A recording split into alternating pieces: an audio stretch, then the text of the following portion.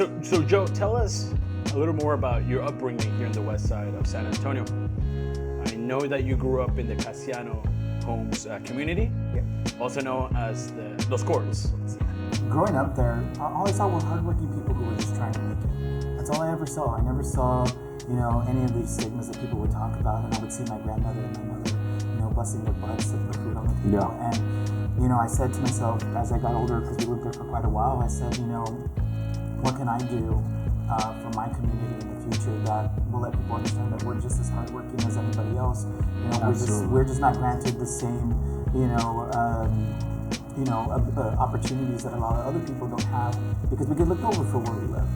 And it's really shaped me to be the person I am today because, again, you have to walk a mile in somebody's shoes. You don't know somebody's story. Absolutely. And just because we come from a different, line of, finances, doesn't mean that we're less educated, we're less, to be entrepreneurs or anything else for that matter. If anything, my grandmother was out there, hustling. She was making tortillas, selling tacos in the morning. I love that. But of course, growing up, brown, young, on the west side, when you try to go out and seek these opportunities and people find out your background, where you're from, it becomes harder, to live that American dream.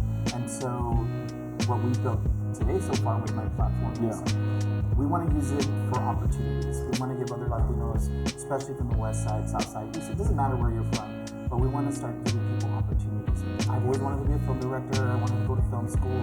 And again, I didn't get those opportunities. But which, by the way, is so tough to break into that it really world, is. right? It really especially, is. Being Latino, right? And when you look at the demographics nationwide, right? Yeah. We're lacking diversity in Hollywood, right? Yeah, we are. And so that also becomes an obstacle for you, right? Exactly. As a young individual in South Texas, in San Antonio, which I think we need to change, right? I'm sick and tired of seeing Latino shows and these people, they have a nice home, they've already made it, they got like these $70,000 a year jobs, they've made it, and it's great. You want to show that they're doing well, but I think more people would understand and appreciate the Latino community more if we would show the struggles that we had to go through, and yet we'll still be able to have a family, be happy, live life, and have money just like everybody else. And until we are able to share that perspective from the Latino community in film, I don't think we're really going to have any more diversity than what we already have. That rawness and that resilience that the Latino community has, right? That brings us together, right? And that makes us forward thinking. Yeah. And that really creates aspiration in a lot of us, right? All the little dreams that I could ever have started right here in this apartment right here. It was my first home. This mural has never changed. Ever. It's the same one, right? It's the same mural from when I was a kid. Look at that. But so many memories were here. Before there was any pavement here or the sidewalk, we used to wait till it would like rain and then it would get flooded, like a little pool. Yeah. And then we would swim in it. That was our swimming pool. So right here, all of that. All of this right here. And then when they did implement the sidewalks and we couldn't go inside so that we could get dry, we would just like lay on the hot sidewalk just to dry off a little bit. So That's awesome. That's awesome. But I mean, I get emotional like looking at this place every single time because there's so much that comes out of this. Absolutely. Everything that I could ever thought I wanted to be as an adult, came from here. My grandmother, learning how to cook for the first time, meeting friends, and just all the camaraderie that I was able to make, here. This is where it started. One thing that I love about your work, Joe, is that you always give back to your community. Just recently, you had the South Texas Blood and Tissue event, right?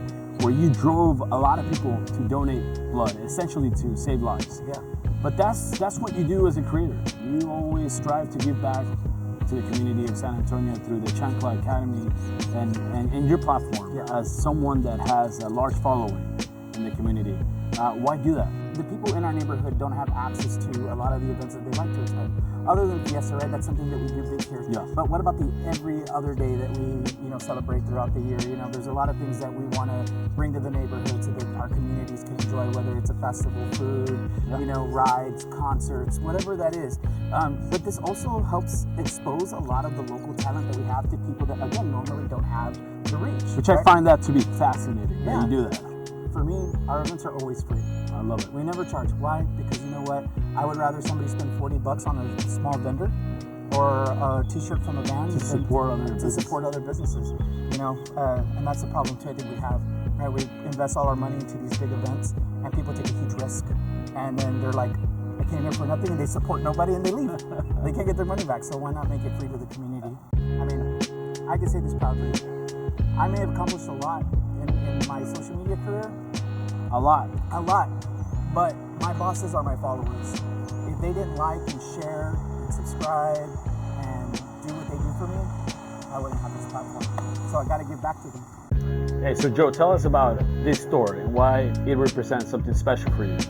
Every single day before I went to school, I'd walk here in the morning. Okay. In the house, there was no such thing as we're gonna get up and make breakfast. Yeah. It's you got a few bucks, or at the time we would get like the paper food stamps. Yeah. Is what we would get, and we would all come here, grab some tacos in the morning, head to school, like walk with our food. There was an atmosphere here of family and friends. But this place holds a special place in my heart because this is where I met a lot of my friends and my family. This is where I grew up. This was my playground. And so tell us about Manguera water. So hopefully one day that water is here in this store. Yeah, as well. So Manguera water came from the idea of, look, us Latinos, we love to drink sugary drinks and stuff, right? We're throwing back the Cokes and anything that we can, you know, we're big fans of Big Red, right? Yeah. Big Red and barbacoa on Sundays, right? But I wanted to try to find something that touched a little bit of our history and our past. Yeah. But also comes from a healthy standpoint, right? Us Latinos need more water. Manguera water is about the past memories, you know. I learned something weird growing. It's not weird, but something cool. I found out that a lot of people believe that water holds memory, and that you at least drink 7, you know, past lives, you know, go through you. You filter out through your body when you drink water. When you drink water, right? So why not give that create a healthy experience, right? But also create an experience of passing memories through each other through water. I love it. You know? And why Manguera? Because we all drank from the hose. From the hose, right? If you remember that first bit of water that came out with antibodies, man. I'm telling you. That's why we're stronger today. That's why we're strong today. I love it.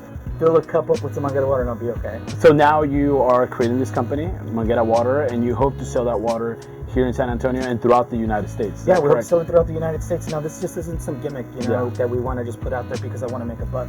We hope to utilize the funds so that we can prioritize some of the things that we want to do for the community. Obviously, it takes money, right? But, you know, it's really hard to get sponsorships sometimes or create partnerships with people. And, you know, that's what we need. Unfortunately, we need funds to make things happen. So how do we do that? Why not create a company that's not only going to be for the Latino community, but something that we can reinvest back so that way these people can enjoy some of the stuff that we want to do for them. Talk about community resilience. Talk about, you know, finding ways to fund your journey and your venture. I love it, man. And I think it's yeah, you say it's a gimmick, but you know, it is funny. It is cool, right? It's a noble cause, I think, behind the brand of Manguera Water, and I'm excited for it. And hopefully it comes full circle and you're selling Manguera Water here in this store where it all started. We will. I know we will. Amazing.